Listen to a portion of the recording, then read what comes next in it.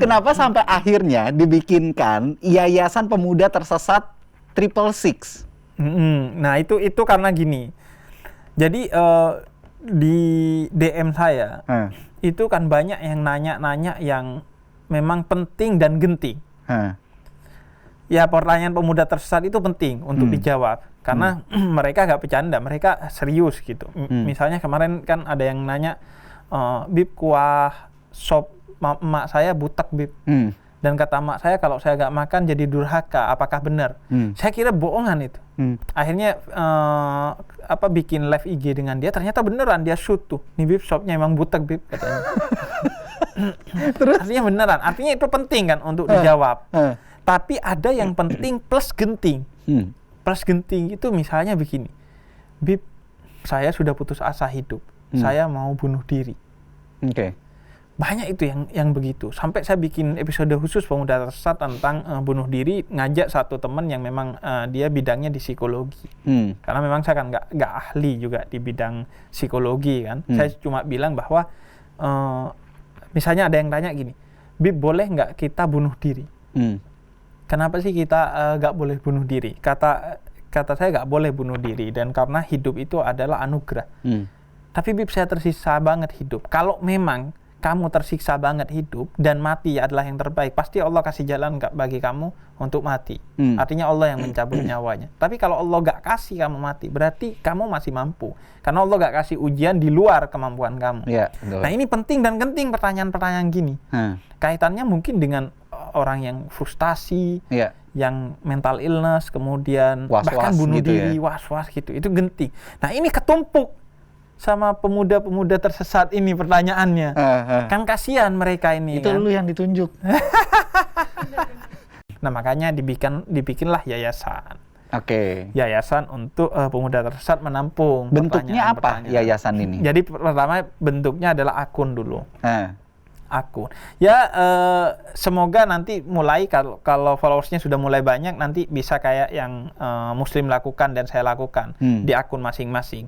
Bantu promosi, endorse barang-barang jualan orang di tengah pandemi seperti ini kan banyak yang hancur. Nah di endorsein tapi secara gratis. Gratis ya.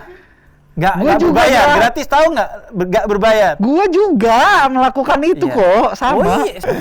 Jadi yayasan begitu. Udah di diskon loh 50%. Malah dia promo loh. Jadi tapi saya tapi ya tentu jangan berharap Coki juga.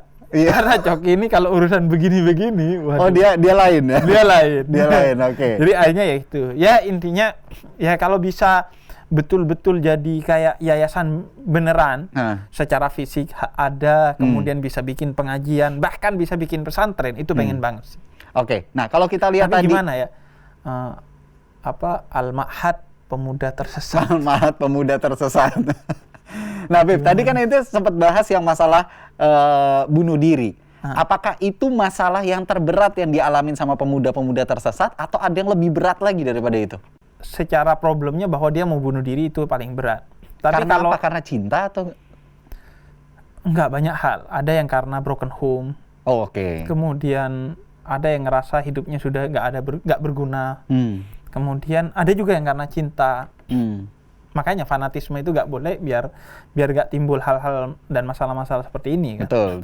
Tapi yang juga genting, yang kalau itu kan hanya di DM gitu kan, atau di via WhatsApp gitu misalnya. Tapi ada yang pernah datang langsung ke rumah. Mampir ke rumah. Bukan mampir ya, dia kayak surprise gitu. Jadi kan bukan ke rumah, ke toko buku saya. Jadi saya toko buku kan dikasih alamat kan. Nggak mungkin toko buku nggak dikasih alamat. Nah bentuknya rumah toko buku saya itu. Nah itu dikasih alamat. Nah dia ternyata langsung datang ke depan rumah.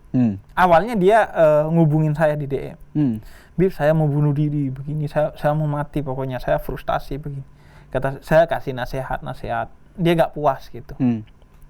Akhirnya saya mau ke rumah Habib. Waduh, kata saya jangan. Cowok apa cewek?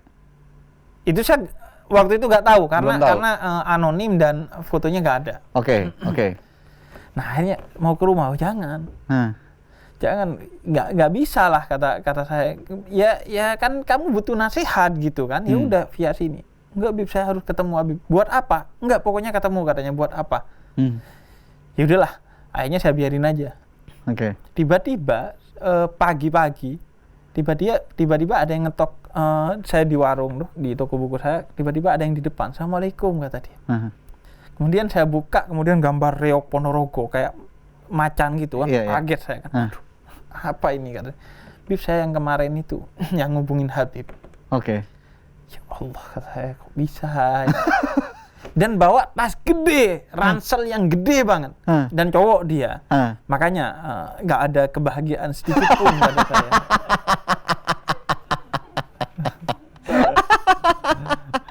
Karena saat itu saya belum menikah. Oke. Nah, akhirnya karena dia bawa ransel kan, nggak mungkin saya bawa masuk kan. Kan ini ransel isinya apa kita nggak tahu. Nggak tahu. Akhirnya udah keluar dulu. Kita bawa ke warung. Kayaknya dia mau bunuh diri karena nggak makan nih. Saya kasih makan dulu, makan.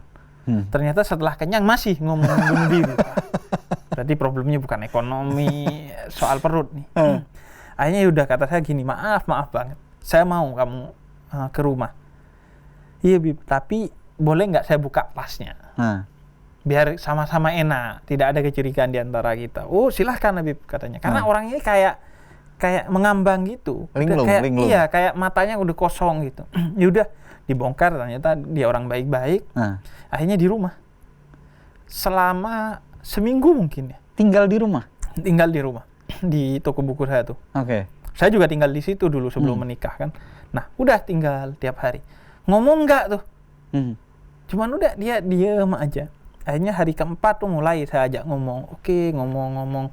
Kemudian kenapa masalahnya? Ternyata masalahnya dia itu lulus SMA, kemudian mau masuk kuliah, sudah diterima, seingat saya di ITB bahkan. Jadi bayangin, cerdas banget nih anak. Jadi pemuda tersesat itu sebenarnya cerdas. Dia, dan gua gak percaya kan, kasih tunjuk sama dia. Nih surat diterima beasiswa penuh di ITB. Saya ingatnya ITB atau IPB saya lupa. Akhirnya terus masalahnya apa? Ijazahnya ditahan sama sekolahnya. Di Ponorogo. Dan dia stres gitu. Orang tuanya, pokoknya masalah lah. Dia intinya nggak bisa orang tuanya. Gimana? Berapa? Katanya. 8 juta. Waduh. Ini endorse berapa kali? Oh murah berarti nih endorse-annya. Enggak, tolong itu di